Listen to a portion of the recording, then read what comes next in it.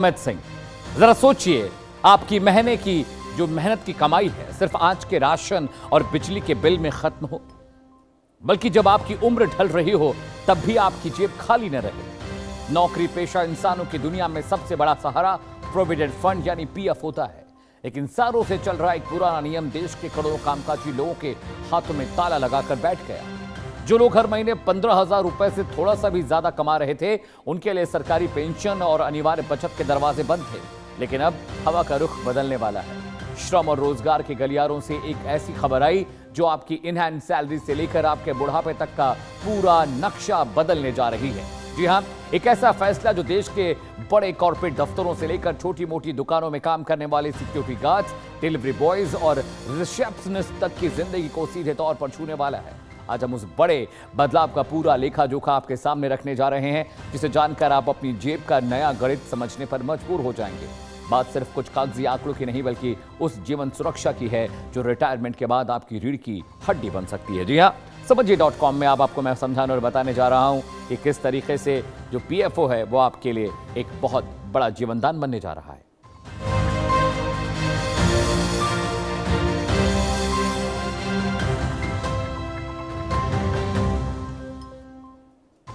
आप देख रहे हैं समझिए.com दर्शकों, और कर्मचारी भविष्य निधि संगठन यानी ईपीएफओ अपने कानूनी ढांचे में एक ऐतिहासिक फेरबदल करने की दहलीज पर खड़ा है। अगर आप भी किसी कंपनी या प्राइवेट संस्थानों में काम करते हैं तो यह खबर सीधे आपकी जेब और आपके सुरक्षित भविष्य से जुड़ी हुई है। दरअसल ईपीएफओ का मौजूदा नियम यह कहता है कि जिन कर्मचारियों की बेसिक सैलरी और महंगाई भत्ता मिलाकर 15,000 रुपए प्रति महीना है, उनके लिए पीएफ काटना कानूनी रूप से अनिवार्य है। लेकिन जो लोग इससे ज्यादा कमाते हैं उनके लिए यह व्यवस्था स्वैच्छिक यानी कंपनी की मर्जी पर निर्भर करती है। अब इस 15,000 रुपए की सीमा को सीधे बढ़ाकर 25,000 रुपए प्रति माह करने का नियम आकार लेने जा रहा है। इस नए नियम का सीधा मतलब यह है कि अब जिन कामकाजी लोगों की बेसिक सैलरी 25,000 रुपए तक है, वो सभी अनिवार्य रूप से सरकारी सोशल सिक्योरिटी के दायरे में आ जाएंगे। मान लीजिए कि एक युवा किसी रिटेल स्टोर में काम करता है और उसकी बेसिक सैलरी 18,000 रुपए है। पुराने कायदे के तहत उसकी कंपनी चाहे तो उसका पीएफ काटने से मना भी कर सकती है, लेकिन उसे पेंशन और पीएफ का फायदा नहीं मिलता था। लेकिन नए नियम के लागू होते ही कंपनी को उस युवा की सैलरी में से पीएफ काटना ही पड़ेगा और उतना ही हिस्सा खुद भी जमा करना होगा। ये नया नियम भारत के लेबर कोड और सोशल सिक्योरिटी रिफॉर्म का एक बेहद अहम हिस्सा बनने जा रहा है। सरकार का मुख्य मकसद देश के कामकाजी वर्ग को बुढ़ापे में किसी पर आश्रित रहने से बचाना है। जब आप 20 या 25 साल की उम्र में नौकरी शुरू करते हैं तब आपको पीएफ का कटना थोड़ा भारी लग सकता है, लेकिन जब आप 60 की उम्र में रिटायर होते हैं तब यही छोटी छोटी बचत एक बड़ा फंड बनकर तैयार हो जाती हैं और आपकी ज़रूरतों के लिए, आपकी इमरजेंसी के लिए हमेशा काम आती हैं। आगे बढ़ते हैं, अगले कंटेंट पर आते हैं। जी हाँ, वेतन सीमा की बढ़ोतरी को लेकर भी अभी कॉन्सेप्ट क्लियर नहीं है। जब वेतन सीमा 15,000 रुपए थी तब से एंट्री लेवल कर्मचारी जैसे call centre executives, factory workers, logistics और डिलीवरी में लगे युवा इस दायरे से छूट जाते थे। अब जैसे ही ये सीमा 25,000 रुपए होगी, लाखों नए सदस्य ईपीएफओ के विशाल परिवार का हिस्सा बन जाएंगे। इस फैसले का सबसे बड़ा फायदा यह होगा कि कर्मचारियों के पीएफ खाते के साथ साथ उनके एम्प्लॉय पेंशन स्कीम यानी ईपीएफ खाते में भी नियमित रूप से पैसा जमा होता रहेगा। जी हां, पीएफ के नियमों के मुताबिक जब कोई कर्मचारी पीएफ में योगदान देता है तो उसकी बेसिक सैलरी का 12% हिस्सा उसके पीएफ खाते में जाता है। इतना ही नहीं, उसकी कंपनी भी 12% का योगदान देती है। कंपनी के इस 12% योगदान में से 8.33% सीधे पेंशन फंड में चला जाता है और उसकी बाकी का 3.67% हिस्सा कर्मचारी के पीएफ खाते में। जब वेतन सीमा 15,000 से बढ़कर 25,000 रुपए होगी तो पीएफ और पेंशन दोनों में जमा होने वाली रकम का दायरा बड़ा हो जाएगा। इसका सीधा गणित समझिए कि 25,000 की सैलरी पर 8.33% के हिसाब से पेंशन फंड में ज्यादा पैसा जाएगा। नतीजतन जब कर्मचारी रिटायर होगा तो उसे मिलने वाली हर महीने की पेंशन की रकम पहले के मुकाबले ज्यादा हो जाएगी, कई गुना ज्यादा। आगे बढ़ते हैं, वेतन सीमा की बढ़ोतरी का फंडा आपने समझ लिया। अब पेंशन नियमों का पुराना सच क्या था, उसमें क्या तब्दीली हुई है। सितंबर 2014 से पहले ईपीएफओ की अनिवार्य वेतन सीमा मात्र 6,500 रुपए थी। 2014 में सरकार ने इसमें इजाफा किया, बढ़ाकर 15,000 रुपए कर दिया। यानी बीते 12 सालों से यह सीमा 15,000 रुपए पर ही थी। इस पुराने नियम की वजह से जिस कर्मचारी की बेसिक सैलरी 15,001 रुपए भी होती थी, कंपनी उसके लिए पेंशन स्कीम में योगदान देने के लिए बाध्य नहीं थी। उदाहरण के लिए मान लीजिए कि रमेश साल 2018 में 18,000 रुपए की बेसिक सैलरी पर नौकरी करता है। पुराने नियम के तहत चूंकि उसकी सैलरी 15,000 रुपए से ज्यादा है, उसकी सीमा अधिक है, इसलिए कंपनी ने उसे पीएफ और पेंशन स्कीम से बाहर रखा। फिर 15,000 रुपए की कैपिंग लग गई, पीएफ कटा। इससे रमेश को हर महीने मिलने वाली इनहैंस सैलरी तो थोड़ी ज्यादा दिखती थी, लेकिन उसके पेंशन खाते में 1 रुपया भी नहीं जाता था। यानी 30 साल नौकरी करने के बाद भी रमेश को रिटायरमेंट पर सरकार पेंशन का कोई अधिकार नहीं मिल पाता। अब नए नियम से ये पूरी व्यवस्था पलटने वाली है। अब 25,000 रुपए तक की सैलरी वाले हर व्यक्ति के लिए पेंशन का रास्ता साफ हो गया है। पुराना नियम जहां कर्मचारियों को पेंशन के अधिकार से वंचित रख रहा था, वहीं नया कायदा 25,000 रुपए तक कमाने वाले हर इंसान को पेंशन का हकदार बनाएगा। यानी आप जब रिटायर होंगे तो एक लमसम अमाउंट आपके अकाउंट में होगा जो आपकी जरूरतों को पूरा करेगा। अब सवाल ये उठता है कि ये नया नियम कब से लागू होगा? मीडिया रिपोर्ट्स, अखबारों में छप रही खबरें और आधिकारिक सूत्रों के हवाले से ये बात सामने आ रही है कि वित्त मंत्रालय ने इस प्रस्ताव को अपनी सैद्धांतिक मंजूरी दे दी है। हालांकि इसे पूरी तरह से जमीन पर उतारने के लिए भी केंद्रीय कैबिनेट की अंतिम मुहर लगना बाकी है। कैबिनेट से हरी झंडी मिलने के बाद भी देश भर की तमाम कंपनियों को अपनी पेरोल सॉफ्टवेयर, सैलरी स्ट्रक्चर और कंप्लायंस सिस्टम में बदलाव करने के लिए सरकार थोड़ा समय यानी ट्रांजिशन पीरियड जरूर देगी। अनुमान लगाया जा रहा है कि सरकार इस ऐतिहासिक बदलाव को नए वित्तीय वर्ष यानी फाइनेंशियल ईयर 1 अप्रैल 2027 से पूरे देश में एक साथ लागू कर सकती है। इसका कारण यह है कि कंपनियों को अपने बजट और लेबर कॉस्ट को रीएडजस्ट करना होगा। सरकार भी चाहती है कि नए नियम के लागू होने से कंपनियों के कामकाज में कोई अचानक व्यवधान, कोई हर्डल, कोई तब्दीली ना आए। इसलिए 1 अप्रैल 2027 की तारीख को इस बड़े फैसले के क्रियान्वयन यानी एग्जीक्यूशन के लिए सबसे मुफीद, सबसे बेहतर, सबसे राइट माना गया है, जिससे करोड़ों कर्मचारियों के नए वित्तीय वर्ष की शुरुआत एक बड़ी खुशखबरी के साथ होगी। पैसा भी बचेगा, सैलरी भी आएगी और बुढ़ापे का काम भी हो जाएगा। चलिए, कानून बदलने के फायदे क्या हैं, ये भी बेसिक फंडा आपको समझना जरूरी है, क्योंकि आप भी नौकरी करते हैं और मैं भी।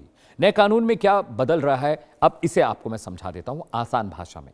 जब आपकी बेसिक सैलरी का 12% पीएफ में कटेगा और उतना ही कंपनी मिलाएगी, तो आपका कुल सालाना पीएफ जो कॉर्पस यानी लमसम जो पैसा है, वो वित्तीय सुरक्षा निधि या मूल धनराशि तेजी से बढ़ेगी। ईपीएफओ इस पैसे पर चक्रवृद्धि ब्याज यानी कंपाउंड इंटरेस्ट, ब्याज पर ब्याज देगा, जो वर्तमान में करीब 8.25% के आसपास है। यानी लंबी अवधि में यह बचत एक बहुत बड़ा विशालकाय फंड बन जाएगा।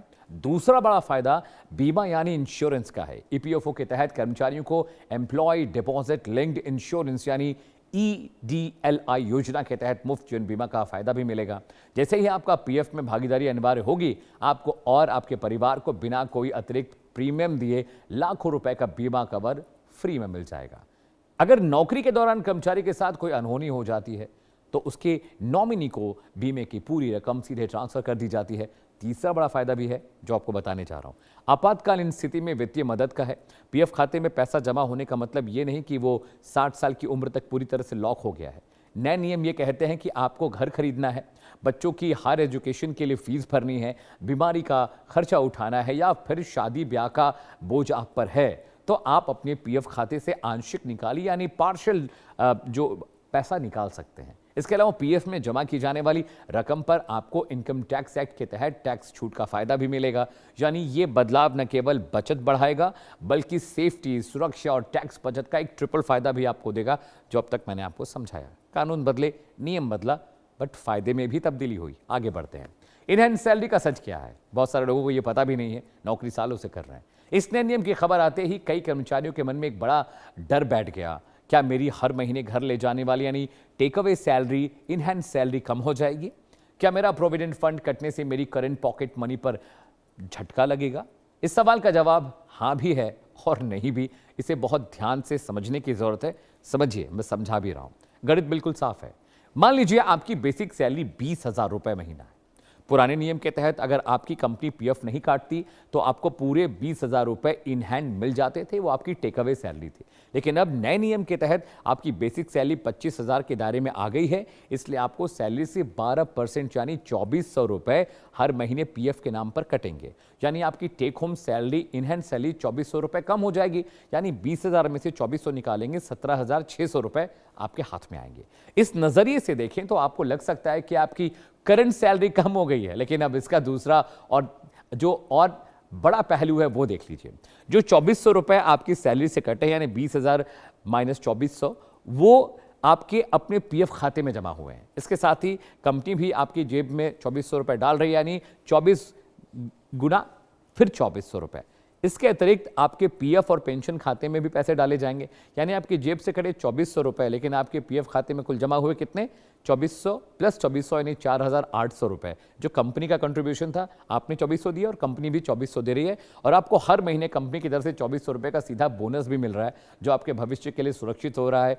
इसलिए इन हैंड सैलरी में मामूली कमी जरूर दिखती है, लेकिन आपकी कुल वेल्थ और बचत रातों रात दोगुनी गति से भी बढ़ती है, क्योंकि 2400 रुपए आपने कटवा लिया, लेकिन कंपनी भी तो 2400 रुपए आपको दे रही है, तो आपको हर महीने 2400 रुपए का बोनस मिल रहा है। और ये अलग अलग सैलरी कैटेगरीज में अलग अलग अमाउंट वेरी करता है। क्या 30,000 का प्रस्ताव था?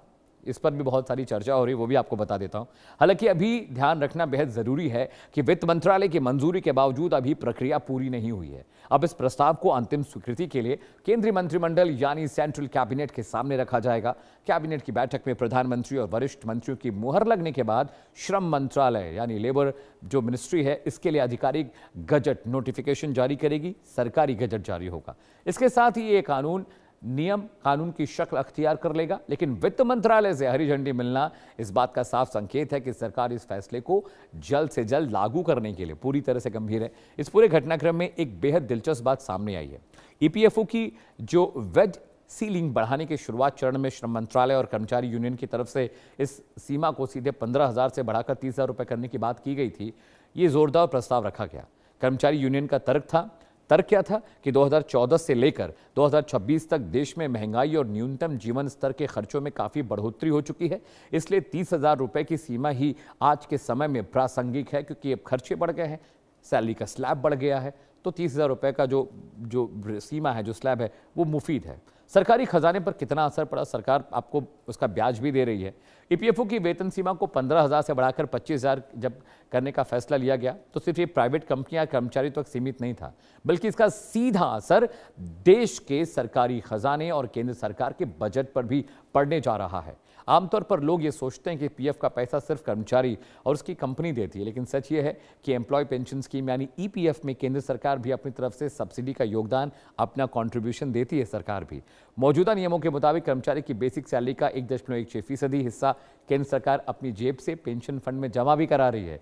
जब वेतन की सीमा 15,000 रुपए थी, तब सरकार को प्रति कर्मचारी अधिकतम 15,000 का 1.16% यानी लगभग 174 रुपए प्रति माह देना पड़ता था। लेकिन जैसे ही सीमा बढ़ेगी 25,000, तो पैसा भी बढ़ जाएगा, यानी प्रति कर्मचारी 25,000 का 1.16% करीब 290 रुपए प्रति माह होता है। 140 करोड़ की हमारी आबादी है और बहुत सारे लोग नौकरी पेशा भी। इसके अलावा लाखों नए कर्मचारी भी इस दायरे में आ जाएंगे, जिससे सरकार को मिलने वाले पेंशन की संख्या और उनका अंशदान दोनों बढ़ जाएगा। तो आपने ये समझ लिया दर्शकों कि ईपीएफओ कितने फायदेमंद है। कंपनी भी